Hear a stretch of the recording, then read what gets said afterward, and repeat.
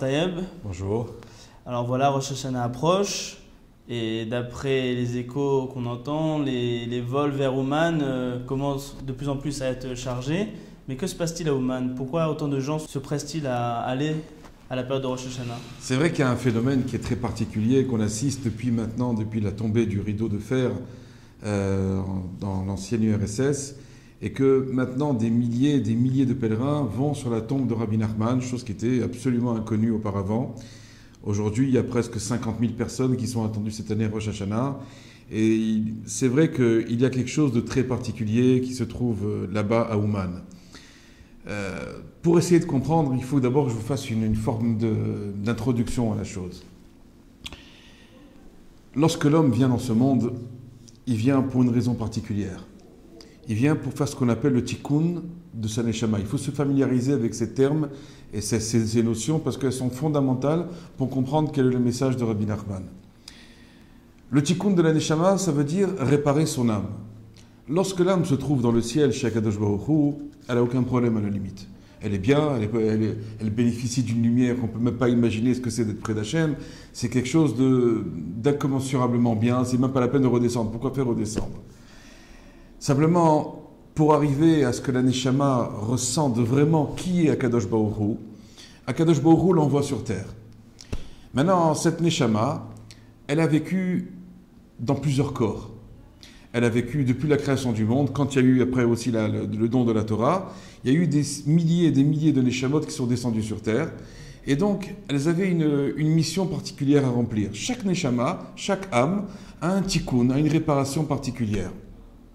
Et il faut savoir que nous, ce que nous sommes aujourd'hui, nous sommes ce qu'on appelle la réincarnation d'âmes qui ont vécu dans des centaines d'autres corps auparavant. Donc ça veut dire qu'il y a eu des centaines de générations, et à chaque génération, il y a eu Maneshama qui a vécu dans d'autres corps, avec une autre parcelle de Nefesh. Bon, ça, je ne vais pas entrer dans les complications maintenant, mais pour dire qu'il y a eu des vies antérieures. Dans chaque vie, un homme a fait des fautes et a fait des choses bien dans sa vie. Lorsque maintenant, nous sommes maintenant dans le corps dans lequel nous sommes aujourd'hui, on a un passé. Et ce passé, il y a des choses dans lesquelles je dois réparer. C'est impératif pour moi de le réparer. Alors vous allez me dire, mais comment je vais savoir ce que je dois réparer? Ok, on sait que ce que nous disent les Chachamim, par exemple, qu'un homme, là où il sent qu'il trébuche le plus possible, c'est justement ça qu'il doit réparer. D'accord? Il y a des gens qui auront des tentations particulières là-dedans, d'autres dans tel domaine, etc. Ok, il sait que c'est là-dedans qu'il doit réparer. Maintenant, dire que est-ce qu'il est arrivé à réparer son âme ou pas, il faut être très fort pour arriver à dire une chose pareille. Il faut être un très grand, très proche d'Hachem pour arriver à dire je sais qu'est-ce que je dois réparer dans ma vie. Rabbi Nachman, il faut savoir qui était Rabbi Nachman. C'était l'arrière-petit-fils du Baal Shem Tov. Mais ce n'est pas en son nom qu'il est venu, c'est en son nom propre, pas au nom du Baal Shem Tov. Puisque lui-même, il avait dit que son oncle, une fois, lui avait posé la question alors qu'il avait 13 ans. Alors il lui a dit, alors, où tu en es maintenant par rapport au niveau du Baal Shem Tov? Donc du style, il voulait dire, quel niveau tu as? 10%, 20%? Et Rabbi Nachman, qui avait 13 ans à l'époque, il lui a dit, je l'ai déjà dépassé depuis longtemps. À ce moment-là, quand son oncle a entendu cette phrase, il a giflé comme ça Rabbi Nachman. Il pensait que c'était de l'orgueil. Et Rabbi Nachman, qui n'était pas encore Rabbi Nachman, mais qui était le petit Nachman de 13 ans, n'a pas répondu. Quelques jours après, son oncle, c'était Rabbi Baruch, et s'apprêtait à partir. Il montait dans sa carriole pour partir dans sa ville. Et sur le chemin, il entend des cris, des hurlements de quelque chose de terrible, on ne peut même pas imaginer. Il s'arrête, il descend, et il s'approche vers les hurlements qu'il entendait dans la forêt pour venir en aide à la personne. Il s'approche, et au fur et à mesure des pas qu'il faisait vers le son qu'il entendait des hurlements, ces hurlements n'étaient plus des hurlements, mais devenaient comme une forme de mélodie absolument extraordinaire. Il s'approche de plus en plus, il entend quelque chose, un son, mais qui dépassait l'entendement humain, quelque chose d'extraordinaire.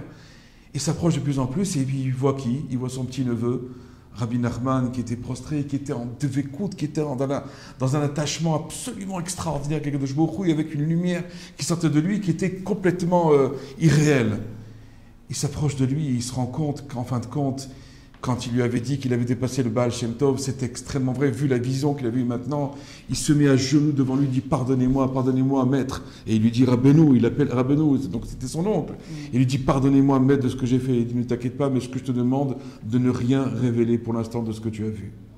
Ça veut dire que on a affaire à quelqu'un d'une dimension que le monde n'a jamais eue encore. Je pourrais vous dire beaucoup de choses sur Rabbi Nachman maintenant, entre autres que par exemple, Rabbi Nachman Mais de quelle manière le monde l'a découvert donc? Le monde l'a découvert, il ne faut pas oublier que Rabbi Nachman a vécu à peine il y a 200 ans et qu'il a été une véritable révélation. Il est mort à 38 ans et demi. Donc, avoir eu une telle lumière, une telle grandeur, un tel développement de ce qu'il a annoncé comme message, de choses qu'il a réalisées, c'est absolument extraordinaire. Il disait même, les gens vont chez Rabbi Shimon pour l'Akba Omer, ce qu'ils oublient, c'est que Rabbi Shimon est déjà chez moi.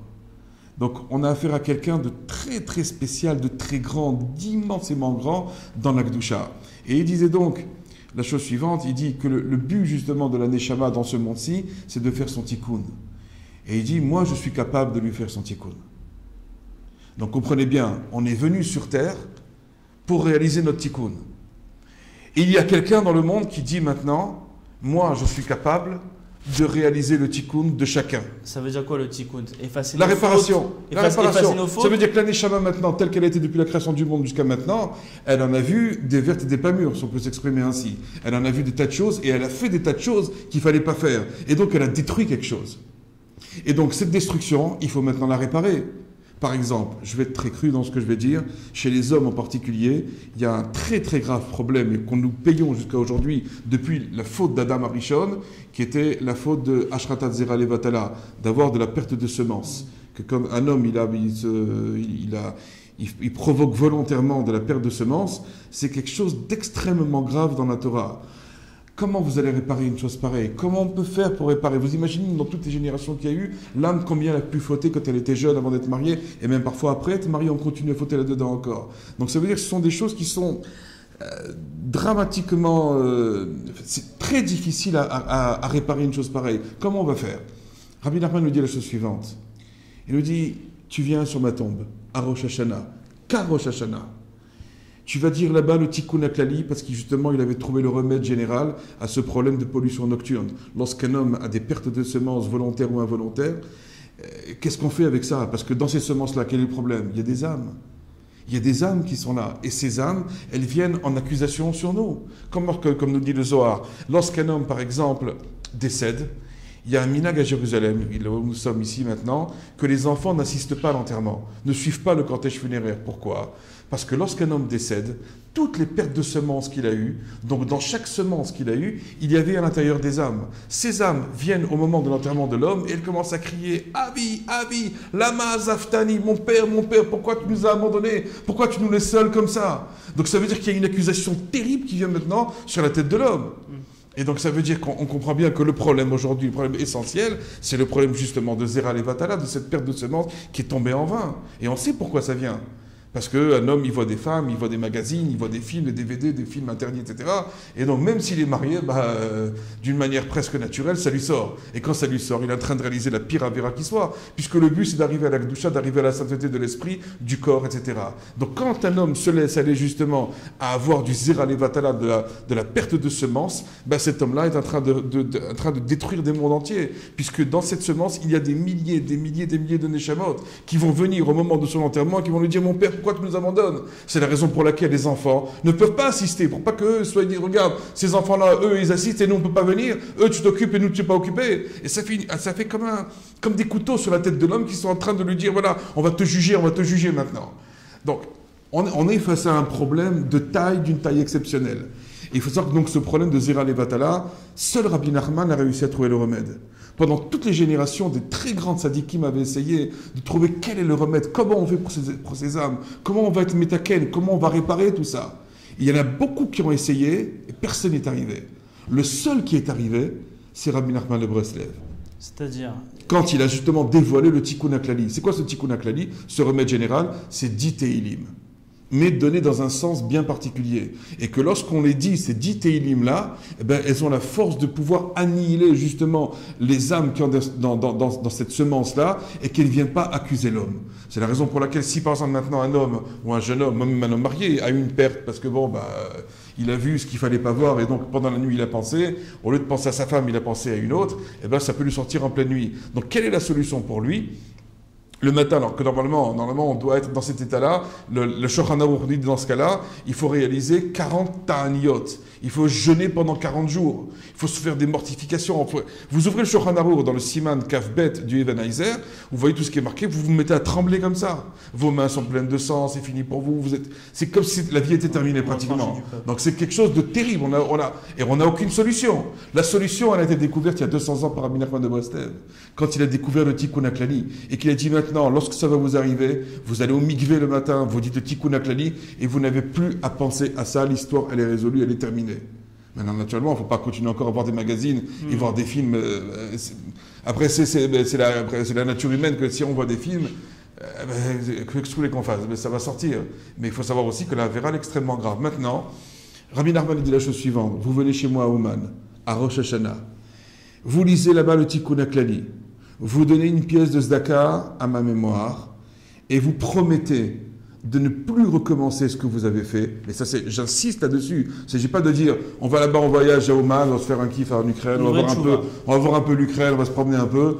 Bon, il y aura un peu de tikkun, on va dire, c'est un semblant de tikkun, mais le tikkun, il sera en fonction de la sincérité de l'individu. Plus l'homme est sincère dans sa tchouva, dans son retour, dans son repentir envers Kadosh Baruch Hu, plus le tikkun, il aura de force. Donc c'est la raison pour laquelle, de plus en plus aujourd'hui, de nombreuses personnes, enfin de très nombreuses personnes, plein de personnes dans le monde ont entendu cette promesse que si on va là-bas, qu'est-ce qui va se passer maintenant? C'est lui qui l'a écrit ou il a dit c'est lui à ses élèves? Il l'a dit, il était en train d'en parler, et Rabbi Nathan était en train d'écrire chaque mot qu'il était en train de dire. Donc cette promesse, qu'est-ce qu'il avait fait justement? Il avait pris un Sefer Torah dans ses bras.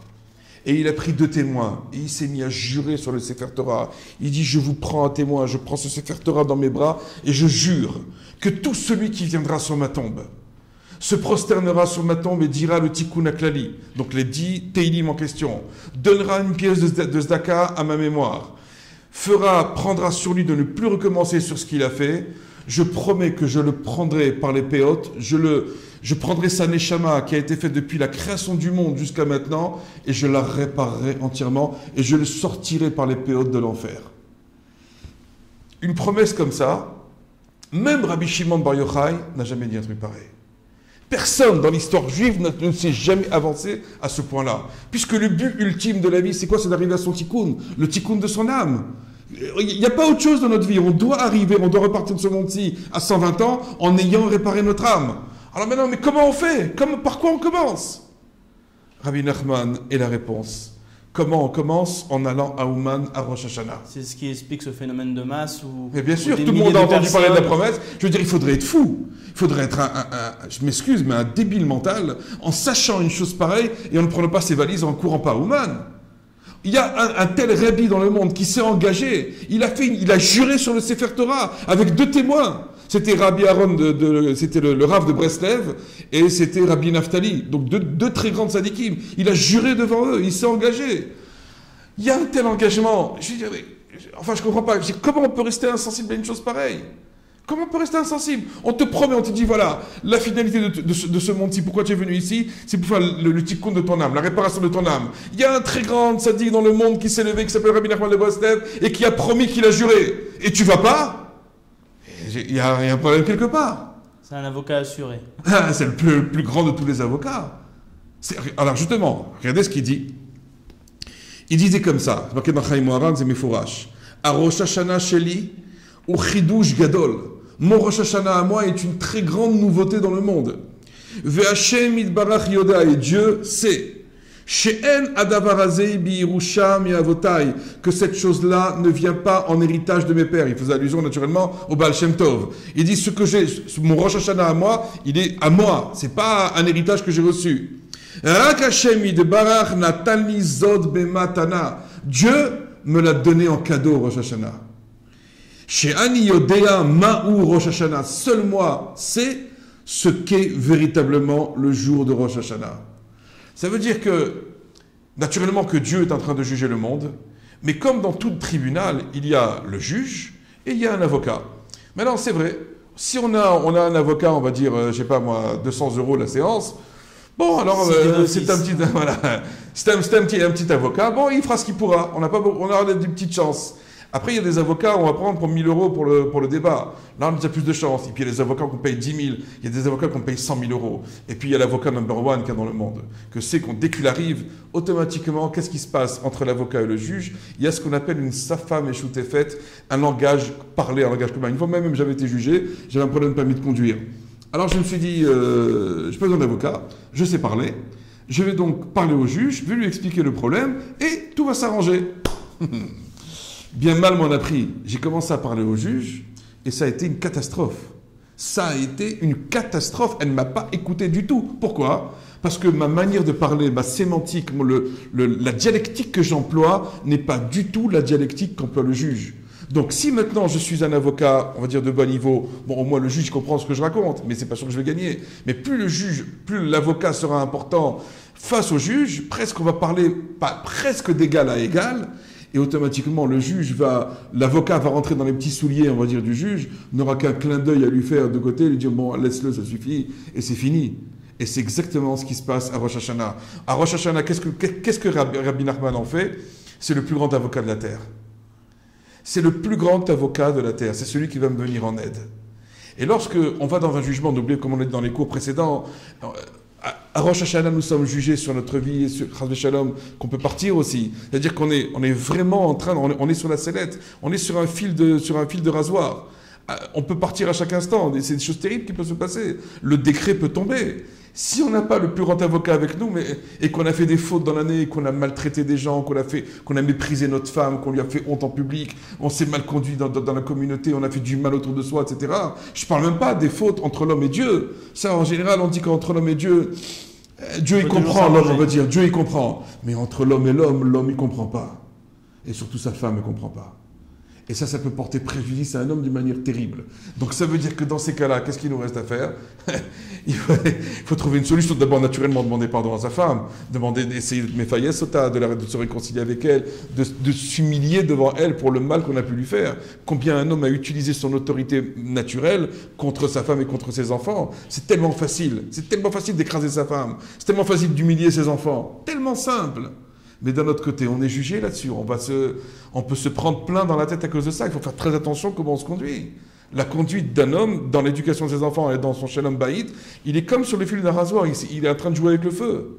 Donc on ne s'amuse pas avec tout ça. Donc ça veut dire que maintenant, on est sur le fil d'un rasoir. On est en train de se faire juger. Si on n'a pas le bon avocat à côté de nous, que Dieu nous en préserve, qu'est-ce qui peut se passer? Mais c'est même pas surtout pour ça que je parle maintenant. C'est surtout pour le tikkun de l'âme, pour la réparation de l'âme, pour arriver à faire en sorte que lorsqu'on va partir de ce monde-ci à 120 ans, que l'âme ait reçu sa réparation. Et qu'elle n'ait plus besoin d'aller dans d'autres Gilgoul. Voilà, c'est fini après.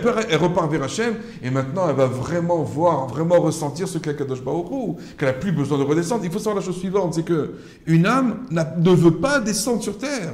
C'est la pire des tortures pour elle. Vous imaginez quelque chose, quelque chose de tellement spirituel descendre dans le corps d'un animal, le corps de l'homme. On est des animaux, vous comprenez bien ce qu'on est. C'est quoi un homme? C'est un être hybride. Il est mi-ange, mi-démon. C'est ça, c'est mi-ange, mi-bête, exactement, la Gemara nous dit. Il y a 3 choses qui se comportent comme un ange et 3 choses qui se comportent comme un animal. Donc ça veut dire qu'on est un être hybride. Si on ne fait pas attention, la Neshama, lorsqu'elle descend dans le corps, elle descend dans le corps d'une bête. Alors quelqu'un qui est très pur, très raffiné, très habitué à la plus grande spiritualité, vous dites, maintenant vas-y, va dans le corps d'un animal. Mais c'est insupportable. C'est insupportable. Et c'est pourtant la vie que va vivre la Neshama dans le corps pendant plus de 120 ans. Et donc, pour tout ça, maintenant, il faut arriver à trouver un tikkun. Et ce tikkun, on a un rabbi dans le monde, quelque chose d'extraordinaire, il s'est engagé pour nous. Il dit, rien que venez chez moi. Mais si vous ne venez pas à Rosh Hashanah, là-bas, à Ouman, près de mon kever en tout cas, je ne peux rien faire pour vous. C'est la raison pour laquelle, en l'espace de 20 ans, il y a peut-être au moins eu 200, 300, 400 000 personnes qui sont déjà allées maintenant sur son kever. La manière dont vous parlez, je sens la chaleur qui sort de cette expérience. J'imagine que quand on est là-bas, on ne revient pas le même. Ça dépend, parce qu'il y a eu des fois où, par exemple, je ressentais rien, j'ai rien ressenti, je suis allé comme un robot, parce que, par exemple, des fois on met les filles le matin, on n'est pas en train de danser. Il faut dire, on va pas commencer à jouer, comme on dit. Il y a des fois, on fait les mises on les fait parce que, bon, on est obligé, on n'a pas tellement le choix. Il y a ce qu'on appelle le mode robot, parce que des fois, il ne faut pas trop se poser de questions. Si on se pose des questions, après, on ne fait plus rien. Si tous les matins, on se pose des questions, les tefilines, je les mets pas, je fais quoi, machin, j'ai pas envie, je fais... Voilà, on est grillé d'avance, donc ça sert à rien, une telle attitude est à proscrire complètement. Mais c'est vrai que parfois, il y a eu des révélations. Il y a eu des moments, ça fait déjà plus de 22 ans, 23 ans que je fais maintenant Oman tous les ans. Il y a eu des moments d'élévation que je peux même pas vous décrire ce que j'ai pu ressentir. Et quand vous posez les questions à d'autres personnes aussi, il y a une chose extraordinaire par contre que je peux vous citer. Là-bas, il y a quelque chose d'extraordinaire. C'est que toutes les couleurs du peuple juif sont réunies. Ça veut dire que vous avez des Sfaradim, des Ashkenazim, des Français, des Anglais, des Israéliens, des Américains, de tous les pays du monde. Vous avez des gens qui sont avec des coucous, avec des boucles d'oreilles, avec des tatouages ici. Vous avez des chassidim avec des longues péotes, vous avez des rabbanim, vous avez de tout ce que vous voulez, des gens qui ne sont pas du tout religieux, un petit peu religieux, un peu plus pratiquants, etc. Vous avez tous les niveaux qui sont là-bas. Mais il y a une chose que même les gens qui ne sont pas tellement chauds pour cette histoire sont obligés de reconnaître. C'est quoi ? C'est que vous voyez des gens qui sont très très loin de la Torah, mais qui n'ont aucun rapport, avec des coucous et plein de trucs, des tatouages sur le bras et partout. Ils s'approchent de la tombe de Rabbi Nachman, ils touchent comme ça le kéver et ils explosent en larmes. Ils explosent en larmes. C'est un truc de fou, c'est quelque chose de... Si on ne l'a pas vu, on me dit, mais pourquoi tout le monde pleure ? Si on ne le voit pas, on ne peut pas le croire. Et on voit des choses comme ça, on voit des gens qui s'approchent, qui n'ont aucun rapport. Une fois, j'étais avec un groupe de gens de Tel Aviv. Des gens, aucun rapport. Je leur ai dit, mais qu'est-ce que vous êtes venus faire ici ? Ils m'ont dit, mais on ne le sait même pas nous-mêmes. J'ai dit, mais comment vous êtes venus ? Ils m'ont dit, qui vous êtes venus ? Ils m'ont dit, on ne sait pas, on est venus. Aucun rapport. Les gens ne savent même pas pourquoi ils sont là, mais ils sont venus comme si c'était un aimant qui les attirait, quelque chose qui les interpelle. Voilà, la neshama qui a besoin, la neshama qui étouffe à l'intérieur. Il faut savoir que chaque fois qu'un homme il fait une avéra, il est en train de créer une torture sur son âme. Comme si maintenant, par exemple, un homme normal prenait du poison. Il peut mourir parce qu'il est en train de torturer son corps. De la même manière, au niveau spirituel, lorsque le corps fait une avéra, il crée une torture inouïe à l'âme.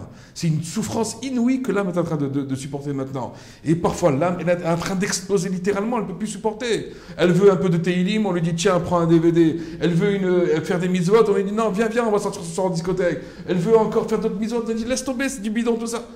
Donc il y a un étouffement total. Et parfois, il y a une aide du ciel. Il y a un moment où les cieux ils s'ouvrent, comme on a parlé l'autre fois au sujet de Rodesh Elul. Il y a les cieux qui s'ouvrent, il y a quelque chose d'extraordinaire, que les paroles sont entendues. Et peut-être cet homme-là, il a fait des prières dans son cœur, dans sa tête, une fois à un moment. Ces prières ont été entendues et on lui donne le mérite maintenant de venir se rapprocher maintenant d'un très très grand rabbi qui a fait une tellement grande promesse qui, encore une fois, il faudrait être fou, mais il faudrait vraiment être fou pour ne pas y aller, comme on dit. L'organisation sur place. Des milliers de personnes à gérer, j'imagine que ça doit être... C'est assez rigolo à voir. Parce que il faut arriver à loger 30, 40 000, des fois 50 000 personnes cette année, je pense qu'il parle de 50 000 personnes. Il faut arriver à loger à tout le monde, mais on dirait qu'il y a presque le miracle qui se passait à Jérusalem, que lorsque les Juifs venaient de tous les pays, de toutes les régions d'Israël et se rapprochaient pour venir au temple amener leurs offrandes, que personne n'a jamais dit Jérusalem est trop petite, il n'y a pas de place. Il y avait un miracle qui se passait, que tout le monde, pour tout le Ham Israël, il y avait de la place. On dirait qu'il se passe la même chose, c'est que tout le monde, même que c'est un peu difficile pour arriver à trouver un appartement, un lit, etc. Mais Baruch Hashem, quand arrive la fête, tout le monde est logé, tout le monde est organisé, tout le monde est comme il faut. C'est assez extraordinaire à voir. Et le seder se passe d'une manière... Il y a un seder collectif où on est plusieurs dizaines de milliers à être ensemble. Donc on a des tables, et chacun, donc on est une dizaine, une quinzaine à table. On se fait un seder par table. Et puis, on le passe tous ensemble. Pour les Tunisiens, il y en a quand même de la Pkeïla. Pour les Marocains, ils amènent autre chose. Chacun amène ses petites choses qui sont habituées à la maison pour ressentir encore plus la fête. Mais encore une fois, il ne faut pas oublier, ce n'est pas une fête, ce n'est pas un chag. On ne dit pas chag sameach à Rosh Hashanah. On dit uniquement Shana Tova. Ce n'est pas une fête, c'est un jour de jugement. Donc, c'est peut-être aussi la question que vous pourriez me poser. Voilà, exactement. J'ai un petit problème. Plusieurs personnes, dont des amis à moi, partent souvent chaque année. Et souvent, des gens médisants disent ils laissent leurs femmes, ils laissent leurs enfants le jour de Rosh Hashanah. Est-ce un problème? Comment expliquer ce... Alors d'abord, il faut comprendre la chose suivante. Si on disait maintenant à cette chère femme qui a de la peine que son mari le quitte... De manière générale, les femmes n'ont pas de la peine. Elles sont, d'après ce que j'ai entendu, elles les encouragent leur mari. Mais c'est souvent les gens, le regard des gens... Le regard des gens. Il faut savoir la chose suivante, c'est que si on disait d'abord à une femme, ton mari va partir maintenant pendant 3 mois à l'étranger, et il va revenir, il va gagner $1 million. Est-ce que tu es prête à laisser partir ton mari pendant 3 mois? Tu vas être seul avec les enfants, tu te débrouilles, mais quand il va revenir, il aura $1 million. C'est un peu plus qu'$1 million. Il aura $1 million dans la poche. Tu es d'accord ou pas? Elle va dire bien sûr, rien qu'il part, rien qu'il va-t'en de la maison, je ne veux plus le voir. Maintenant, on propose à un homme de lui dire, tu ne vas pas gagner $1 million, tu vas presque gagner ta vie éternelle. Alors, si on a compris que le but de la venue dans ce monde-ci, c'est de réparer son âme, c'est ça le but, c'est pas gagner $1 million. Si on a gagné $1 million, ben, tant mieux, on va pas dire non. Mais c'est pas ça le but. C'est un moyen, on va dire. Mais le but essentiel, c'est de réparer son âme. Donc maintenant, voilà, on te dit la chose suivante. Tu as la promesse d'un très, très, très, très illustre et très grand, très vénéré rabbi, qui s'appelait Rabbi Nachman de Breslev, qui a promis, tu viens sur ma tombe, tu fais tikkun haklali, ce qu'on a dit tout à l'heure, je te promets, je te prends par les péos, je te tirerai de l'enfer, je te réparerai ton âme depuis la création du monde jusqu'à maintenant. Ça ne vaut pas $1 million, ça? Ça ne vaut pas 10 millions d'euros, ça ne vaut pas 100 millions d'euros, ça ne vaut pas 1 milliard. On te propose de te réparer, de trouver la finalité de ta venue sur Terre et de réparer ce pourquoi tu es venu. Alors, tout ça pour quelques jours. Mais non, si vraiment c'était une fête, la preuve dans le Shulchan Aruch, qu'est-ce qu'on apprend dans le Shulchan Aruch? C'est que la veille de Rosh Hashanah, normalement la veille d'une fête, que ce soit Pessah, Shavuot ou Sukkot, on ne fait pas les Tachanoun. On ne dit pas Shavnu, Baganou, on ne dit pas tout ça. Parce que c'est les Chag, la veille de Shabbat, on ne fait pas les Tachanoun. La veille de Pessah, la veille de Shavuot, on ne fait pas. Pourquoi? Parce que c'est les Chagim, on ne fait pas. Or à Rosh Hashanah, à Mincha, la veille de Rosh Hashanah, on fait les Tachanoun. Ça prouve bien la chose suivante, c'est que Rosh Hashanah n'est pas une fête. C'est un jugement. C'est un jour de jugement. Autre halakha encore, c'est qu'on n'a pas le droit d'avoir de relation avec sa femme le soir de Rosh Hashanah, à part si c'est le soir du mikvé. Le soir du mikvé de la femme. Dans ce cas-là, ce sera autorisé. Mais sinon, il ne faut pas. Donc si c'était une fête, normalement, il n'y a pas de problème. Shabbat, il n'y a pas plus grand pour avoir des relations avec sa femme le jour de Shabbat. La nuit de Shabbat. Rosh Hashanah, en aucune manière, d'après les Mekoubalim. C'est pas une fête.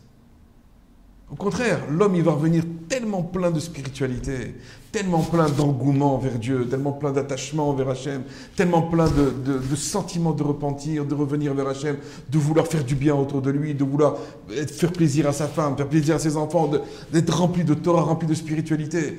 Est-ce qu'il y a plus grand que ça? Est-ce qu'il y a plus beau que ça? Alors c'est vrai que pendant quelques jours, la femme, elle sera seule, c'est vrai, mais c'est pas grave. Parce qu'il va prier pour elle. Si un homme il est conscient de tout ça, il va prier pour sa femme, il va prier pour ses enfants. Et c'est un endroit dans lequel les prières vont être acceptées d'une manière extraordinaire, puisque c'est lui le plus grand avocat, c'est lui qui va être avec nous tout le temps. C'est un investissement pour C'est lui qui va plaider, il va plaider pour nous, vous vous rendez compte? On est jugé maintenant. Ça me rappelle quand il y a l'année dernière, où il y a 2 ans, à Petar Tikva, le Rav de la Keïla, la veille, donc ils arrivent pour faire Arvit, Mincha et Arvit de Rosh Hashanah. Il arrive sur le seuil de la porte de la synagogue de Petar Tikva, il s'effondre et il meurt à la Makom. Vous savez la peur qu'ils ont eue tous les gens dans la Keïla, combien ils ont ressenti à quel point c'était Yom Hadin, que c'est le jour où le livre des vivants et des morts sont ouverts, le livre de la guérison, le livre de la réussite. Tout se passe maintenant. Ils ont ressenti à quel point les choses, c'est maintenant que ça se passe, c'est le Yom Hadin. On n'est pas là maintenant pour faire des jeux, etc. On est là pour se concentrer uniquement sur le but de notre vie. On est venu pourquoi sur terre? On est venu pour une chose, pour que notre âme se rapproche d'Hachem. Uniquement pour ça. Que maintenant il faille travailler, il faut une parnassa, il faut machin. C'est ce qu'on appelle des moyens. Mais c'est pas la finalité, c'est pas le but de la vie. Le but de la vie c'est quoi? C'est d'arriver à se rapprocher d'Hachem et d'arriver à connaître Hachem dans toutes ses voies, dans tous les domaines, de voir Hachem de partout. Même quand je vois ma femme, je dois voir Hachem. Mais surtout grâce à ma femme. C'est ça le but. Quand j'éduque mes enfants, je mets Hachem au milieu. Quand je leur apprends la Emouna, je leur apprends une bracha, je leur apprends les mitzvot. Quand je suis autour de moi, je parle de Dieu, je parle de Torah, etc. Je mets Dieu dans la vie. C'est ça le but de la vie, c'est pas autre chose. Sinon après c'est quoi? On est venu quoi? Pour manger? Pour dormir? Pour gagner de l'argent? Pour acheter des voitures? Pour aller au cinéma? Voir un film? C'est ça le but de la vie.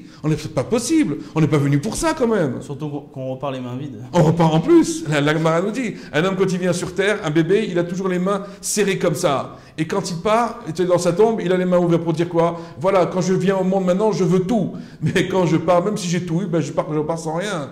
Donc le but de la vie, c'est pas d'acquérir des biens. Le but de la vie, c'est d'arriver à connaître Dieu sur terre. C'est ça le but de la Neshama, c'est ça le tikkun de la Neshama. Et quand on se rapproche des très grandes sadikim, ben on a ce qu'on appelle une itlaavout, un enthousiasme, un réveil vers Dieu que jamais on n'avait pu connaître auparavant. Il suffit après de rentrer dans le message de Rabbi Nachman pour comprendre que c'est un message de feu, un message d'itlaavout, un message de joie, de simcha, de repentir vers Dieu, qui nous fait porter, qui nous fait décupler nos forces. On se sent presque des ailes des fois. Presque des ailes vers Hachem. Mais comment ça? Parce que les paroles de Rabbi Nachman, elles sont comme du feu. Lorsqu'on rentre dedans, on rentre dans son message, dans son livre, le Likutei Moharan, et dans les enseignements de son élève aussi, Rabbi Nathan, on est en train de faire entrer, ça palpite à l'intérieur. On est en train de faire palpiter notre cœur. Et c'est ça le but de la vie. Le but de la Torah, c'est quoi? C'est d'arriver à palpiter. Tout le temps, on est en train on fait les mêlées de filines, et on fait Shabbat, et on traîne la pâte, on donne la tzedaka, la main reste collée dans le pantalon, on n'arrive même pas à la sortir. Chaque mitzvah, c'est lourd. Mais c'est pas ça qu'on veut.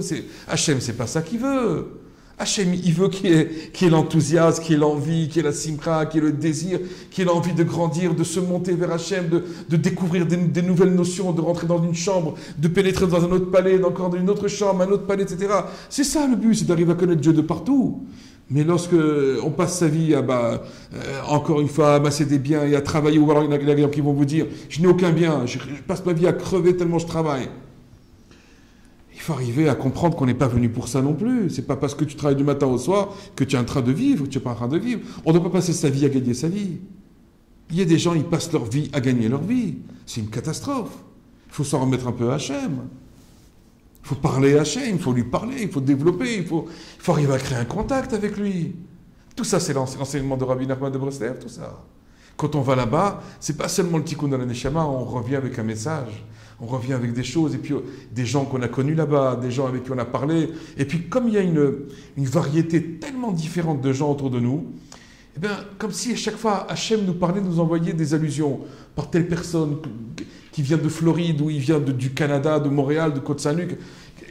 Quel rapport entre lui et moi? Et puis on s'est retrouvés dans la même chambre en train de discuter, de parler, et on découvre des choses et on entend ce rassemblement, ce kibbutz galouyot, cette réunification des exilés qui sont partout dans le monde autour du tzaddik, et le tzaddik crée l'amour justement entre les gens qui sont autour de lui. C'est ça justement qui est très beau, c'est un amour. Il y a un amour entre les gens, on ne se connaît pas, et pourtant, c'est incroyable à dire, mais il y a de l'amour entre les gens. Et chose qui nous fait défaut pendant toute l'année. Toute l'année, chacun a ses occupations, ses machins, etc. On n'a pas le temps de penser à autrui. Et puis là-bas, on n'est qu'avec autrui. Et donc automatiquement, il y a cet amour qui est inné. Pourquoi? Parce qu'il y a d'abord l'amour du tzaddik. Et quand on est attaché au tzaddik, automatiquement les élèves, ils commencent à s'aimer. Plus le tzaddik il est grand, et plus les élèves qui sont autour de lui, ils vont commencer à s'aimer. Et le but, c'est d'arriver justement à s'aimer entre nous. C'est ça le message d'amour que Rabbi Nachman a tellement prôné. Il faut arriver à développer l'amour entre les juifs. Et pas voir les différences, pas voir ce qui nous différencie. Une fois, je me rappelle, il y avait deux chilonim, deux juifs ultra laïcs. Et chaque fois qu'ils se voyaient, ils s'embrassaient, ils étaient copains, c'était extraordinaire. Et puis un jour, Baruch Hashem, les deux ont fait tchouva. C'est merveilleux de faire tchouva, non? Ouais, on parle de ça que depuis des heures. Et ils ont fait tchouva tous les deux. Et qu'est-ce qui s'est passé? Il y en a un, il est devenu un chassid de Chabad, une chose très bien. Et l'autre, il est devenu l'Itaï, d'obédience lituanienne. C'est très bien aussi, chacun après choisit son feeling, comme il ressent les choses. Mais le problème, c'est que depuis, ils ne se parlent plus.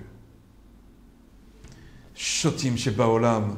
Comprenez pas que la Torah, elle est faite pour nous rapprocher, elle n'est pas faite pour nous séparer, elle n'est pas faite pour montrer les différences qu'il y a entre nous, elle est faite pour montrer justement les points communs que nous avons entre nous. Comment on arrive à concevoir que quelqu'un qui a des calcomanies, des tatouages sur son bras, arrive à embrasser un juif avec un shtraimel et des péotes? Ce serait un truc impossible ici à Jérusalem, ou à Paris, ou à Toronto, ou à Montréal, ce serait impossible de voir une chose pareille. Et pourtant là-bas ça existe. Qu'ils arrivent à danser ensemble, à manger ensemble, à étudier ensemble, à rire ensemble, à chanter ensemble. C'est un truc incroyable. Pourquoi? Parce que le tzaddik, le rabbi, le Rosh Béni Israël, il est présent et son amour, il est tellement fort sur ses élèves que ses élèves, justement, ça irradie de partout. Et c'est ça ce qui se passe à Oman. C'est quelque chose de... C'est une immense fête, c'est quelque chose d'extraordinaire qu'on peut... C'est comme si une expérience inoubliable. Ah ouais, complètement. C'est comme si maintenant on voudrait dire à quelqu'un, je vais t'expliquer ce que c'est le Shabbat. Et tant qu'il n'a pas goûté ce que c'est le Shabbat, vous pouvez lui parler jusqu'à demain du Shabbat, tant qu'il n'a pas goûté, mais il ne peut pas comprendre. Ben, je peux dire qu'au Oman, c'est exactement la même chose. Avec tout ce que ça entraîne comme tikkunim, comme difficulté, parce qu'on vit chez l'habitant dans des conditions un peu difficiles, etc. On se retrouve avec 40 000 personnes, on se retrouve le métro à 6 heures. C'est difficile. Mais malgré tout, Hachem, il est avec nous dans chaque endroit, comme on l'a dit dans la coupe précédente. Hachem, Nimsa, Itra, Bechol, Makom. Il y a la providence divine qui est avec nous. Et automatiquement, quand quelqu'un recherche la sincérité et la vérité, Hachem lui fait rencontrer les bonnes personnes. Quand il ne recherche pas tout ça, il va lui faire rencontrer des personnes qui vont l'énerver. Oh, qu'est-ce qu'on fait ici? On perd notre temps, etc. Il ne reviendra plus jamais. Mais celui au contraire qui cherchait la sincérité, la vérité et à se rapprocher vraiment d'Hachem, Hachem va lui donner des éclairages. Encore un éclairage, encore une lumière, encore une autre lumière. Et il va revenir rempli de lumière, cet homme-là. Voilà qu'est-ce qui se passe à Oman. Et questionnement, les moyens techniques. Voilà, je décide de venir à Oman cette année. Comment je peux y aller? Est-ce que je dois prendre un billet sur place, trouver un endroit où il y a des organismes? Voilà. Alors, pour les Français, par exemple, je sais qu'il y a le Rav Ifrach qui faisait même des cours ici, qui s'occupe beaucoup des Français, qui leur loue des lits, des chambres, etc., qui vend, je crois, aussi les billets ou qui passent par des agences. On prend un billet, ça coûte 500 €, on va dire. Le gîte coûte dans les 250 €, 300 €. La nourriture, puisqu'il y a toute une logistique incroyable qui est organisée, vous vous rendez compte, pour des dizaines de milliers de personnes et tout le monde a à manger. Il y a des salles de réfectoire qui sont organisées avec numérotées, avec des tables et des tentes. On est peut-être en moyenne 500 à 1000 personnes par tente, en moyenne 1000 personnes par tente. On achète son ticket.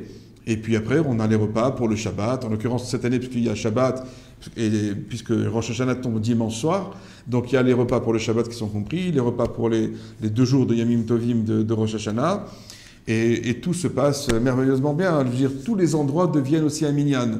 Par exemple, dans la rue, on voit 10 personnes qui commencent à prier dans la rue, debout comme ça, et en l'espace d'un petit quart d'heure, ils sont 200 ou 300 personnes au minyan. Et comme ça, on voit des rues entières remplies de minyanim. Parce que naturellement, il y a une synagogue qui contient pour les Sfaradim, je crois, quelque chose comme 4000 ou 5000 personnes. Au-dessus, il y a le minyan Ashkenaz où il y a à peu près 6000 personnes. Et puis après, de partout, on a près du Kever, il y a 2000 personnes. Encore, il y a le minyan, comment ça s'appelle, Thémani, où il y a 500 ou 700 personnes. Et puis après, de partout, des minyanim de 200, 300, 500, 1000 personnes, de partout, on en a. C'est incroyable à voir. C'est quelque chose On risque pas d'être perdu. Ah non, de toute façon, le minyan, il y a toujours un minyan, ça n'existe pas. On commence à dire Baruch Shabbat, etc. Et d'un coup, on voit 200, 300 personnes. Ça y est, on est tous ensemble, on se met tous à prier ensemble. Dans la rue, sans chaise, sans rien. Mais naturellement, on peut louer après une place dans les synagogues et pour avoir une place comme il se doit pour ceux qui veulent vraiment, qui insistent là-dessus. Et pour finir, pour on va dire la personne qui hésite encore un petit peu, un mot de la fin, un mot qui va le pousser à lever le téléphone, prendre son billet d'avion et partir. Le mot de la fin, c'est qu'il faut avoir pitié de son âme. Surtout, c'est ça le but. Il faut avoir pitié de son âme et savoir qu'on n'a pas le droit de laisser notre âme partir en errance comme ça et qu'elle sera passée 120 ans dans ce monde-ci sans savoir pourquoi elle est venue. Même si quelqu'un, par exemple, il a fait des mitzvot, il a fait de la Torah, il a fait etc. Mais il y a ce qu'on appelle la shlemut, la perfection à atteindre. On ne peut pas se dire « je me suffis de ce que j'ai et puis je m'arrête là ». Non, dans la mesure où on sait qu'il y a eu une telle promesse qui a été donnée, je ne peux plus faire fi de cette promesse et me dire « bon, c'est pas grave, je m'en fous, ça ne me concerne pas ». C'est faux. C'est dans la mesure où Rabbi Nachman était reconnu comme un très très grand tzaddik par ses contemporains. Il faut savoir que sur son livre « L'écouter Moharan », il y a eu une askama qui était… Askama, ça veut dire une accréditation rabbinique du plus haut niveau qui était celle du Chosé de Lublin. Le Chosé de Lublin était un très très grand tzaddik qui ne donnait aucune accréditation à personne. Mais il a dit, lorsque j'ai vu le livre de Rabbi Nachman, le Likutei Moharan, je ne peux que m'incliner devant une telle immensité, devant une telle grandeur, devant une telle sainteté, et je suis obligé de lui donner ma petite accréditation pour montrer à quel point cet homme-là était grand. C'est-à-dire on a affaire à, on va dire ça, à un calibre jamais atteint. On ne peut même pas comprendre de qui on parle. Pour vous dire quand même de qui on parle, ce sera le mot de la fin.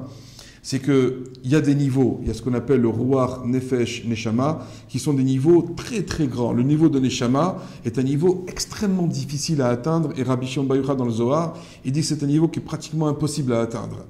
Rabbi Nachman, et après cela, il y a le niveau de Yechida, et il y a le niveau de Yechida des Yechida. Ça veut dire que le niveau de Neshama, Nefesh, Ruach, Nefesh, Neshama, en général, nous, on atteint Ruach et Nefesh. Neshama, c'est les très très grandes tzadikim qui arrivent à l'atteindre. Et après ce niveau-là, il y a le niveau de Yechida, et après il y a le niveau de Yechida des Yechida. Ce niveau-là, qui est un niveau on ne sait même plus de quoi on parle, il y en a eu 2 dans le monde qui l'ont atteint. Vous savez qui c'est? Le premier, c'est Moshe Rabbeinu, et le deuxième, c'est Rabbi Nachman de Breslev, qui l'a dit sur lui-même. Il a dit, j'ai atteint le niveau de Yechida des Yechida. Et je me rappelle, j'avais dit cette phrase-là il y a à peu près 25 ans ou 30 ans à un kabbaliste. Et il m'a regardé comme ça. Et moi, je ne savais pas très bien de quoi je parlais. Parce que j'étais tout jeune dans le nocé. Je ne comprenais pas très bien de quoi je parlais. Il m'a dit, quoi? Je lui ai dit, regarde, c'est écrit noir sur blanc. Il a regardé, il est tombé sur sa face. Il ne sait même plus quoi dire. Parce que les kabbalistes savent très bien que quand on parle de Yechida, ils savent que c'est le niveau le plus sublime. C'est juste avant Hachem. Avant de rentrer dans le char, nous, dans le 50e niveau. Donc voilà qui on a affaire. On a affaire à un très très très très grand rabbi qui a atteint des niveaux sublimes et que Chaval Meod, c'est vraiment dommage de perdre une telle occasion. Il faut venir, c'est un voyage que de toute façon on n'en aura que du bénéfice à tous les points de vue, spirituels, matériels. Combien de gens qui ont été là-bas, qui n'avaient pas trouvé à se marier, ils se sont mariés dans l'année, que je connais personnellement, des gens qui n'avaient pas d'enfants, qui ont réussi à avoir un bébé. Combien de gens ont été sauvés dans plein de choses. Mais surtout, c'est au niveau spirituel qu'on arrive à être sauvé. Et ça, c'est la plus grande des choses. Et c'est ça le dernier mot que je voudrais dire à tout le monde ici. Merci beaucoup, Rav Taïeb, et Shana Tova. Merci, Shana Tova à tout le monde, à tout l'âme Israël.